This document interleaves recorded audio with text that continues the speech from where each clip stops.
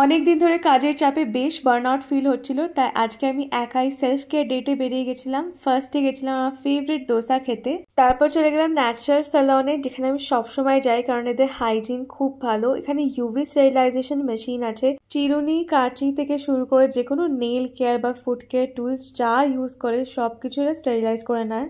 এছাড়া use and throw জামা আর sheet তো দেয়। তো এখানে ফার্স্টেই আমি গিয়ে ভ্যাকসিন করিয়ে নিয়েছিলাম আর তারপর নিয়েছিলাম একটা স্পা সেশন। স্পায়ের পর অতটা টাইম ছিল না, আমার অফিসও করতে হতো, তাই আমি সোজা বাড়ি চলে এসেছিলাম। যেই টাইমটায় আমি লাঞ্চ বানাই সেই টাইমটাই বাইরে ছিলাম, তাই বাড়ি এসে একদম অফিস করতে বসে গেছিলাম। আমার কাছে একদম টাইম ছিল না। আমুলের এই চিজ অনিয়ন পরহাটাটা আমার খুব ফেভারিট, এটা জাস্ট সেঁকে নিলেই রেডি হয়ে যায়। আর তোমরা তো জানোই যে সাথে একটা ঠান্ডা ঠান্ডা ড্রিঙ্ক না থাকলে আমার লাঞ্চ করতে একদম ভালো লাগে না।